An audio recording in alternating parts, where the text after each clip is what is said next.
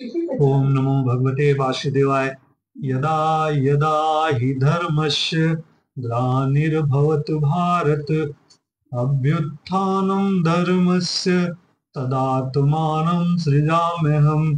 परित्राणाय साधूनां विनाशाय च दुष्कृतां, धर्म संस्थापनार्थाय संभवामि युगे युगे। जय श्री राधे। जय श्री कृष्णा। श्रीमद् भगवद गीता के 12वें अध्याय का महात्म।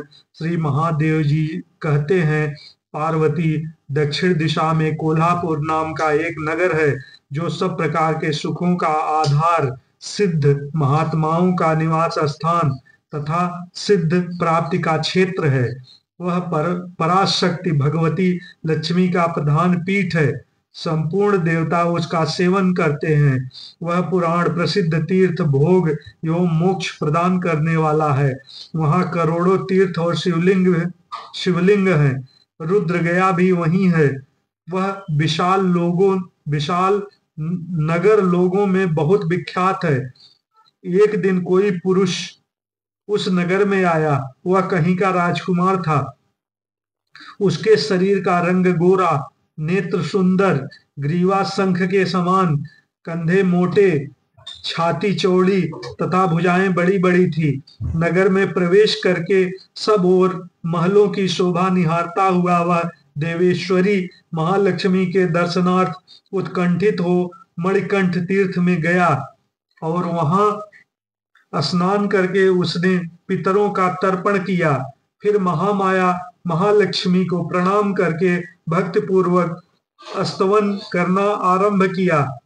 राजकुमार बोला, जिसके हृदय में असीम दया भरी हुई है, जो समस्त कामनाओं को देती तथा अपने कटाक्ष मात्र से सारे सृष्टि जगत की सृष्टि, पालन और संहार करती हैं, उस जगन माता महालक्ष्मी की जय हो, जिनकी शक्ति के सहारे उसी के आदेश के अनुसार परमेष्ठी ब्रह्मा सृष्टि करते हैं, भगवान अच्युत जगत का पालन करते हैं तथा भगवान रुद्र अखिल विश्व का संहार करते हैं।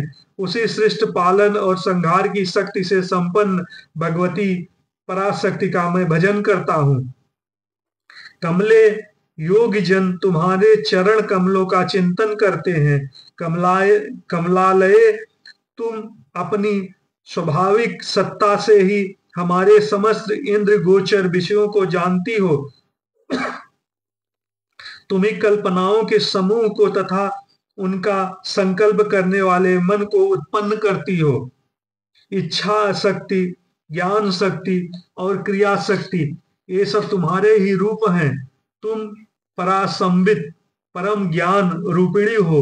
तुम्हारा स्वरूप निष्कल, निर्मल, नित्य, निराकार, निरंजन, अंतरहित, आतंक शून्य, आलंबहीन तथा निरामय है। देव, तुम्हारी महिमा का वर्णन करने में कौन समर्थ हो सकता है, जो षट चक्रों का भेदन करके अंतःकरण के बाहर 12 स्थानों में विहार करती है। अनाहत, ध्वनि, बिंदु, नाद और कला, ये जिनके स्वरूप हैं, उस माता महालक्ष्मी को मैं प्रणाम करता हूँ। माता, तुम अपने मुख रूपी पूर्ण चंद्रमा से प्रकट होने वाली अमृत राज को बहाया करती हो। तुम्ही परा, पश्यंती, मध्यमा और बैखरी नामक वाणी हो।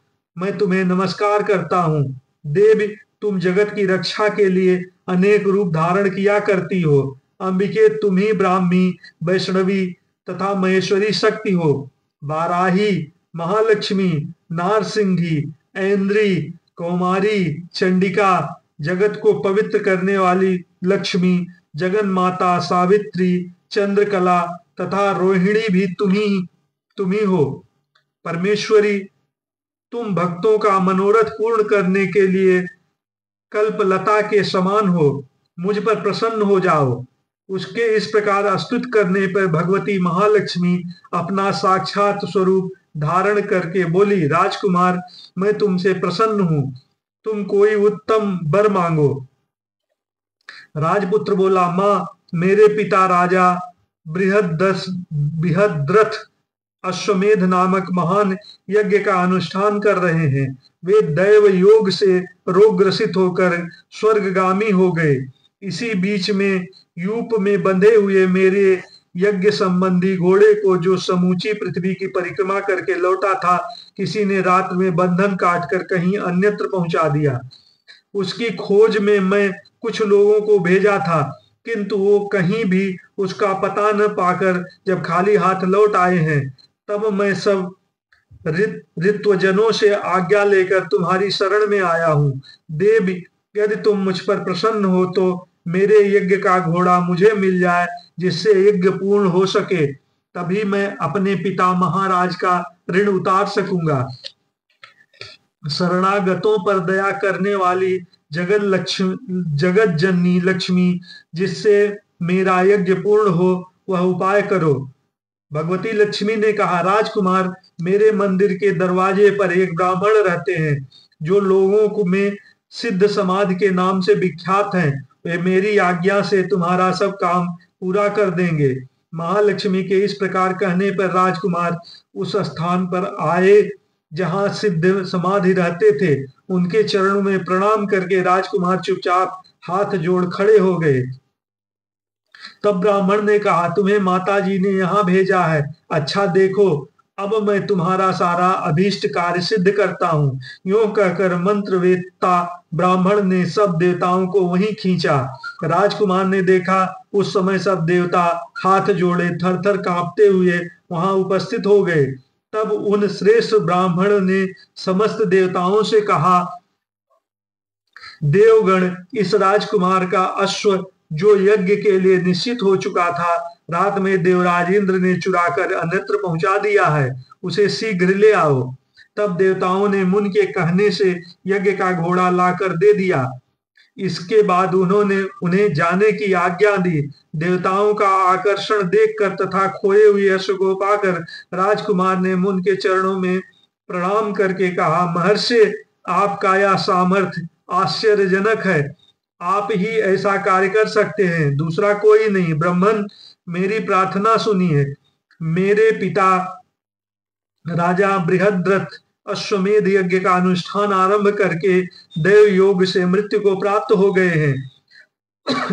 अभी तक उनका शरीर तपाए हुए तेल में सुखाकर मैंने रख छोड़ा है। साधु श्रेष्ठ, आप उन्हें पुनर्जीवित कर दीजिए। यह सुनकर महामुनि ब्राह्मण ने किंचित मुस्कुराकर कहा, चलो, जहां यज्ञ मंडप में तुम्हारे पिता मौजूद हैं, चले। तब सिद्ध समाधि ने राजकुमार के साथ वहां जाकर जल अभिमंत्रित किया और उन्हें उस शौच के मस्तक पर रखा। उसके रखते ही राजा सचेत होकर उठ बैठे। फिर उन्होंने ब्राह्मण को देखकर पूछा, धर्म स्वरूप आप कौन हैं? तब राजकुमार ने महाराज से पहले का सारा हाल कह सुनाया। राजा ने अपने को पुनः जीवन दान देने वाले ब्राह्मण को नमस्कार करते हुए पूछा, ब्राह्मण, किस पुण्य से आपको यह अलौकिक शक्ति प्राप्त हुई है? उनके यूं कहने पर ब्राह्मण ने मधुर वाणी में कहा, राजन, मैं प्रतिदिन आलस्य रहित होकर गीता के 12वें अध्याय का जप करता हूँ। उसी से मुझे यह शक्ति मिली है, जिससे तुम जीवन प्राप्त हुआ है। यह सुनकर ब्राह्मणों सहित राजा ने उस ब्रह्मर्षि से गीता के 12वें अध्याय का अध्ययन किया। उसके महात्म से उन सब की सद्गति हो गई। दूसरे दूसरे जीव भी उनके पाठ से परम मोक्ष को प्राप्त हो चुके हैं। अच्युतम केशवम राम नारायण